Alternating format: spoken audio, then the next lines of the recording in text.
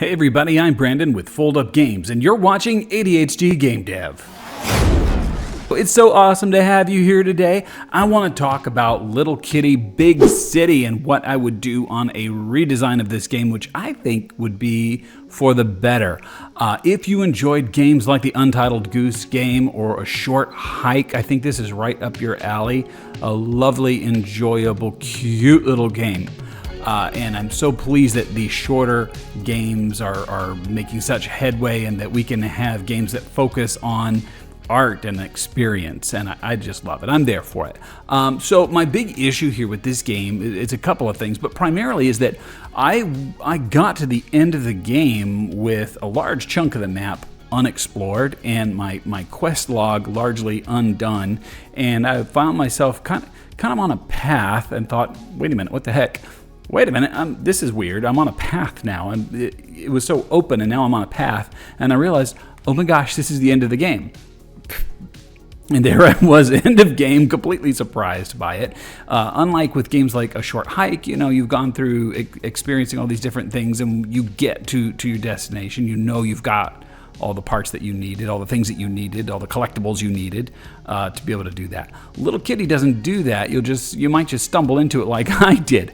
The real issue here is that there's not a cohesive connection between the other elements. I should not, as a player, be able to complete the game without doing a substantial engagement with the rest of the content that's on offer. So why am I nitpicking this? Why are we discussing? Well, as an indie game dev, and that might be why you're here too, I think it's important to really think in a critical fashion and to examine what works and what doesn't work, what you like and what you don't like, so that you can hopefully get creative, take a step back, and make your own projects better. You can listen to that kind of feedback. And if I'm very, very lucky, maybe they'll tweak it.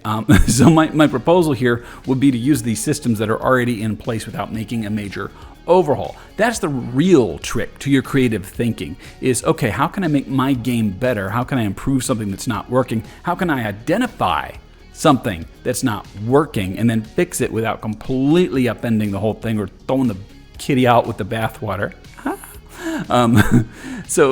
In this case, I think that the solution would come down to that need of gating, where you're going to restrict movement from one area to the next until a player has completed it.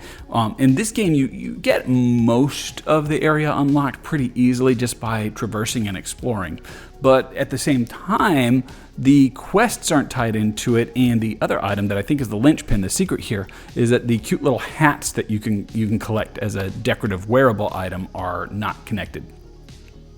Let's fix that. What I would look at is to say that the mechanics are already in place here. There is one area, and it's not a spoiler or anything. You can't really spoil this game, but there's an area that you're going to get thrown out of. But if you're wearing the correct hat, you're allowed to wander around freely. That's only a one-time deal, though. That should be a game mechanic.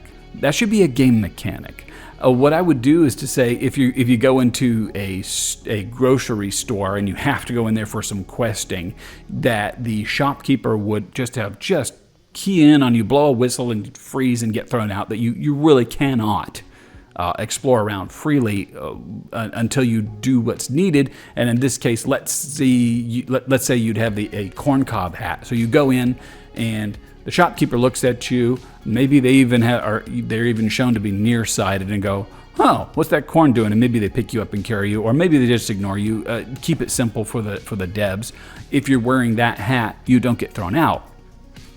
Okay, so that ties us into that mechanic, because right now you would go and you can collect hats from going into a secret little area, a little hidden zone, or by just buying them. And it's kind of a little bit of a letdown, in my humble opinion, because you can just buy a ton of them all at once, and they're not special because of that.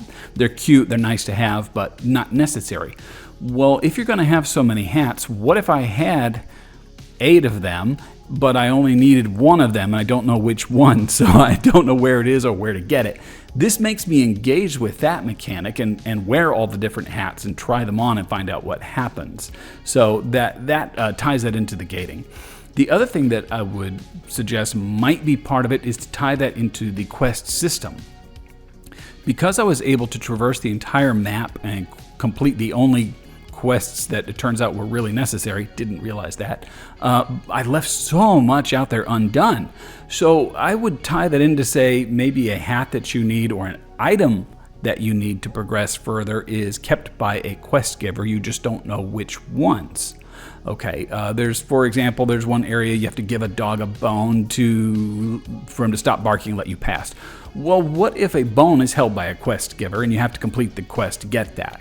Or what if you want to add a little bit more to it, what if there are tokens and you need tokens to feed a machine to buy the hats? That would allow us to free up the use of the other currency that's letting us buy hats. Maybe it could also be another system of gating. Hey, you're not going to pass until you pay me, that kind of thing. But I could imagine a system right now to where you're blocked by an angry beetle and it says, hey, no bugs can come through this. Only bugs can come through this tunnel. So you have to run around and do a bunch of quests and turn in a bunch of items, and then eventually you get a ladybug hat, and you go, aha, but let me try this. And you go back with a ladybug hat, and it goes, oh, hey, I thought you were a cat. You're one big ladybug. Come on through. That's the way I would run the game. So this makes all of the elements start to really click in a cohesive way as one big kind of experience. Okay, that's my big suggestion for the game. What do you think? Another thing I might address if we want to keep talking about this lovely game is the level design and the area design that I think could use a little bit of a tweak as well to kind of help it click. I basically spent a lot of the time lost.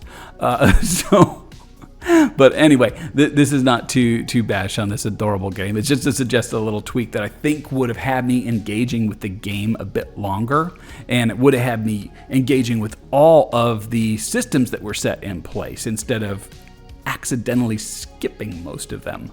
But let me know what you think. And if you haven't subscribed already, I don't know what you're thinking. And if you haven't played Little Kitty Big City, I don't know what to think of you either. Maybe you're a dog person. I don't want to accuse anybody, but hey, you guys be awesome. Talk to you later.